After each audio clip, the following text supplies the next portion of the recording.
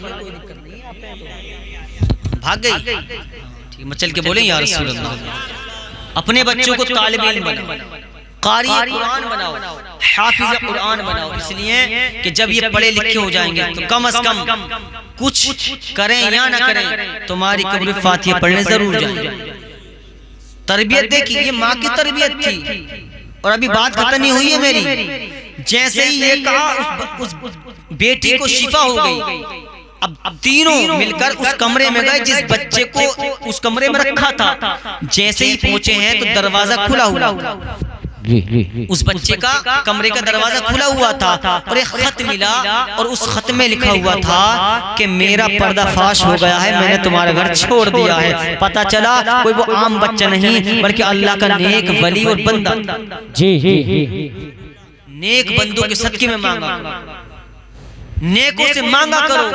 हमने कुर्बानियां नहीं दी दीन की खातिर, हमारे भाई कुर्बान नहीं हुए, हमें तो मुफ्त में कुरान मिल गया, नमाजें फ्री में मिल गई हमें। लेकिन आज अफसोस होता है, मस्जिदों में जाकर देख लो, एक सब बनने तैयार नहीं है। कल को जुमा है, कल को देखना इस कदर लोग आएंगे, चाहे तुम आजाद भी ना पढ़ो, टाइम टेबल से मस्जिदें तुम्हें भरती नजर आएंगी। बताओ तो सही यार कि जो अजान जुमे के दिन हो रही है वही अजान डेली हो रही है, असर में भी वही अजान है, मगरिब में भी वही अजान है, इशा में भी वही अजान है। काश तू हर दिन को जुम्मा बना लेता, कसम खुदा की इमाम भी खुश होता और इमाम के साथ साथ अल्लाह का रसूल भी खुश होता और मेरा परवरदिगार खुदा भी खुश होता।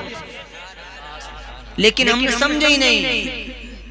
और कुरान भी पढ़ ले ना तो एहसान करे किसी पे पढ़ के, कुरान पढ़ लिया नौजवान ने, ताक में रखा रखा धूल जम रही है, चूमने तैयार ना चूमने, हाँ अब बीड़ी फूटता रहेगा अपनी फोटो से, लेकिन चूमने तैयार नहीं है कुरान शरीफ। सच बात बता रहा हूँ, कितने ऐसे नौजवान हैं जो 5-5 4-4 साल से कुरान शरीफ पढ़ के रख दिए वसीम भाई और छूने तैयार नहीं है, धूल जमाई। अफसोस की बात है, अफसोस की। तुमने कुरान की अजमत को कैसे भुला दिया। कुरान की हिदायत के लिए आया, हमने कुरान की अहमियत ये नहीं समझी। उलमा फरमाते एक शराबी था, कौन था? अरे यार मुझसे बोल दो यार, मुझे लग रहा आप थक गए। कौन था? उलमा फरमाते एक शराबी था, गुनाहगार था, सियाकार था, बदकार था, इंतकाल हुआ। जैसे ही इंतकाल हुआ जितनों को मालूम था ये शराबी था, गुनाहगार था, सियाकार था, किसी ने उसको हाथ नहीं लगाया। लेकिन कुर्बान जाओ पड़ोसियों पर, नबी ने फरमाया अपने पड़ोसी का ध्यान रखना, है ना? फरमान भी सुना होगा, इमाम साहब मौजूद हैं। हाँ, जैसे ही पड़ोसियों को मालूम हुआ इंतकाल हुआ, पड़ोसी बाहर निकले बेचारे, उन्होंने उठाया, गुस्ल दिया, गुस्ल देने के बाद जनाजा तैयार किया। अल्लाह समझ, जनाजा तैयार किया गया, उसकी नमाज जनाजा हुई। अब लोग कांधी पर लेकर जा रहे थे, जैसे लेके पहुंचे हैं अल्लाह समझ, अब रख दिया कब्र के अंदर, तख्ते लगा दिए, मट्टी दे दी। अब वापस आ रहे थे तो क्या क्या क्या क्या चीज देखते हैं, क्या देखते हैं? जैसे मट्टी देने के बाद फारिग हुए, फातिहा के बाद आने लगे तो पूरा कब्रिस्तान खुशबू से पूरा कब्रिस्तान खुशबू से महकने लगा। अल्लाह समझ, पीछे पलटे, मट्टी उठाए तो मट्टी से खुशबू आ रही थी, अपने हाथ को सूंघा तो मट्टी से खुशबू आ रही थी, उस कब्र की मट्टी को सूंघा तो खुशबू आ रही थी। घर में एक उसकी जवान बेटी थी, उस शराबी की बेटी थी। अब घर के करीब आए, दस्तक दी, उस जवान बेटी ने दरवाजा खोला। वो खोलने के बाद कहा, बेटी बता तो सही, तेरा बाप इतना ऐसा कौन सा अमल करता था जिसके जरिए हमने जब तेरे बाप को कब्र के अंदर रख दिया है, तख्ते लगा दिए हैं, जब मट्टी दे दी, मट्टी देने के बाद हम वापस आ रहे थे तो उसकी कब्र से खुशबू आ रही थी, उसको अंबर की खुशबू आ रही थी। तो बेटी का जवाब सुनो, बेटी ने कहा मुझे कोई तो अमल मालूम नहीं, बस थोड़ा सा अमल मालूम है कि मेरा बाप जब नशे की हालत में होता था, जब वो घर में घुसता था, तो जब घर में आने के बाद में जब नशे से फारिग होता था तो अच्छे से गुस्ल करता था, और गुस्ल करने के बाद जब पाक को साफ होकर उसने उंगली का इशारा किया, वो जो सामने ताक में कुरान रखा है उसके पास जाता और दुआ करता, ए परवरदिगार आलम काश में कुरान शरीफ पढ़ा हुआ होता तो मैं तेरे कलाम को पढ़ता, काश में पढ़ा हुआ होता तो मैं इसको पढ़ता। बस मेरे बाप का ये अमल था कि कुरान को उठाता और उठाने के बाद में वो अपनी आंखों पे लगाता और लगाने के बाद चूम के रख देता, और रखने के बाद बस मेरे बाप का यही अमल था। कुर्बान जाओ मुसलमानों, अगर चूमने का ये आलम है तो पढ़ने का आलम क्या होगा? आला हज़रत फरमाते हैं कौले मोहम्मद कौले खुदा, फरमान बदला जाएगा, बदलेगा जज़ाकल्लाह। है कौले मोहम्मद, कौले खुदा, फरमान न बदला जाएगा, बदलेगा जमाना लाख मगर। पढ़ोगे ना कुरान शरीफ? अच्छा इतने बताइए, मैं कोई वो नहीं कर रहा हूं, कितने जने कुरान शरीफ पढ़े? हुफ्फाज ना उठाएं, हुफ्फाज ना उठाएं। कितने लोग कुरान शरीफ पढ़े नाज़िर वाले? चलिए, लेकिन इल्म दीन कभी खत्म नहीं।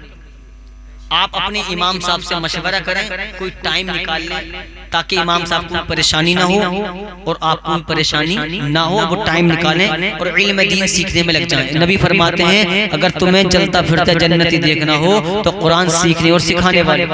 कितना बड़ा मर्तबा।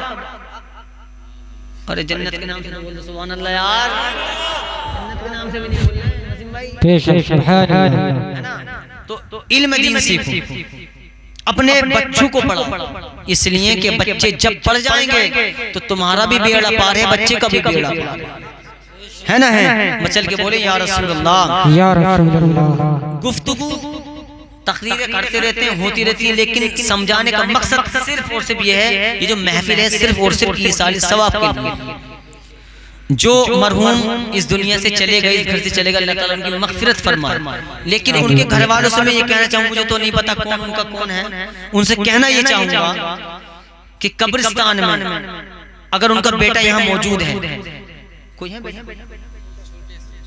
अच्छा, अल्लाह ताला घर वालों को सब्र जमील की तौफीक अता फरमाए और उस बच्चे को एक अच्छा पक्का हाफिज़ आलिम दीन और क़ारी कुरान बनाए। चलिए मैं आपको भी समझा रहा हूँ, खुद भी समझ रहा हूँ। जब आप इल्म दीन हासिल करेंगे, करते रहेंगे और तुम अपने बाप का दिल भी बहलाते रहोगे, तो कसम खुदा की जब तुम्हारा बाप अगर कब्र में भी चला जाएगा और तुम अच्छे अमल करते रहोगे तो उलमा फरमाते हैं वालिदैन भी खुश होते हैं कब्र में, वालिदैन भी खुश होते हैं कब्र में। एक शायर है सैयद शजर अली मियां, क्या नाम है? सैयद शजर अली मियां। उन्होंने एक शेर लिखा था, मौत के ताल्लुक से वो 100 बार भी हम मरने को तैयार अल्लाह अल्लाह, जब कब्र में होगा आका का दीदार अल्लाह अल्लाह, हैं 100 बार मरने को तैयार हम अल्लाह अल्लाह। मकसद क्या है?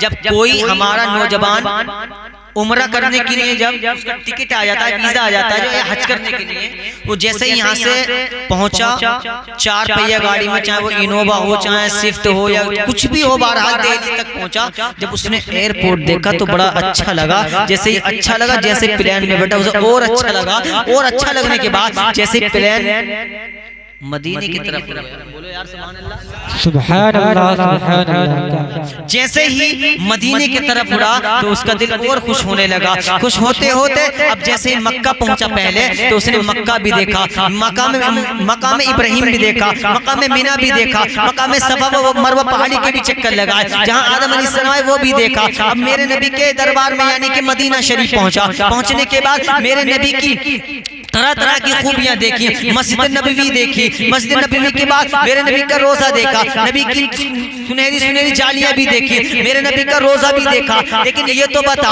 जो मैंने जिक्र करा है अभी नबी का चेहरा इसने नहीं देखा, इसने क्या क्या देखा? सफा मरवा पहाड़ी इसने देखी, मीना का मैदान इसने देखा, मकाम इब्राहिम इसने देखा, काबा इसने देखा, मदीना इसने देखा, मदीने की सुनहरी जाली इसने देखी, लेकिन नबी को नहीं देखा, यानी कि मदीने वाले मुस्तफा को नहीं देखा। कसम खुदा की मर्तबा तो जानो प्यारे मुसलमान, यकीन जानो मोमिन का मर्तबा क्या है। आओ मैं बताता हूँ। जब ये मक्का पहुंचे इसने मक्का भी देखा, मदीना भी देखा, सफा मरवा पहाड़ी भी देखी, मीना का मैदान भी देखा, जहाँ शैतान के कंकर मारते हैं वो भी कंकर भी मारी, वो मकाम भी देखा। तमाम मकामात देखने के बाद जब ये कब्र में पहुंचा, जैसे ही कब्र में पहुंचा, जब जैसे ही तख्ते लगा दिए गए, तख्ते लगाने के बाद में इसको मट्टी दे दी गई और मट्टी देने के बाद सारे लोग घर पर आ गए। तो कब्र के अंदर किसी दुनियादार का दीदार नहीं बल्कि मदीने वाले मुस्तफा का दीदार हुआ है। सुभान अल्लाह, नारे तकबीर, नारे रिसालत, नारे हैदरी, नारे तकबीर, नारे रिसालत। मदीने वाले का, किसका दीदार? मदीने वाले का दीदार होगा। कुर्बान जाओ हम कैसे नबी की उम्मत में, लेकिन आज नमाज पढ़ने तैयार। सद अफसोस तो इस बात का है सबसे ज्यादा। जाड़ा लगता है, सबको लगता है, चाहे बच्चा हो, बड़ा हो, बूढ़ा हो, भाई, सबको जाड़ा लगता है। गर्मी भी सबको लगती है, ठीक है। तो आप ये ना सोचा करें इमामों को ठेका यही पढ़ लेंगे, ठीक है। हाँ, सोचने की बात है, ये हमारे ईमान का हिस्सा है। नमाज सबसे बड़ी दौलत हमारे पास। अगर किसी भी जिन बिन होना तो नमाज की पाबंदी बताओ, सबसे अच्छा तावीज़ है नमाज। नमाज सबसे अच्छा तावीज़ है। अरे तुम सुबह को उठोगे तो कम से कम 2 चीजें तो धोगे, चेहरा और हाथ, 2 ही फर्ज तो बचे। एक चौथाई सर का मसा करना, पैर धोना। तो नाक में पानी मत डालो, ठंडा लग रहा है तो चेहरा और कोहनी धो लो, चौथाई सर का मसा कर लो, पैर धो, नमाज पढ़ो, नमाज हो जाएगी। इमाम साहब मौजूद है, क्यों इमाम साहब हो जाएगी नहीं? अरे यार कुर्बान जाओ, नबी को तोहफा मिला, नबी के तोहफे पे हम राजी नहीं। नबी पे कुरान नाजिल हुआ, कुरान पढ़ने हम तैयार नहीं। नबी की औलाद हमें देखने मिलेंगे, उन्हें मानने तैयार हम नहीं। किसे मानोगे? कि कब्र में जाने के बाद मानोगे? रूह जैसे ही जिस्म से निकल गई, उसका खाना पीना सवाब अदाब सब बंद, बिल्कुल डिलीट, बिल्कुल डिलीट। ना वो देखे ना वो देखे, सिर्फ वो ही जाने। कहते हैं ना मिसाल कि कब्र का हाल मुर्दा जाने।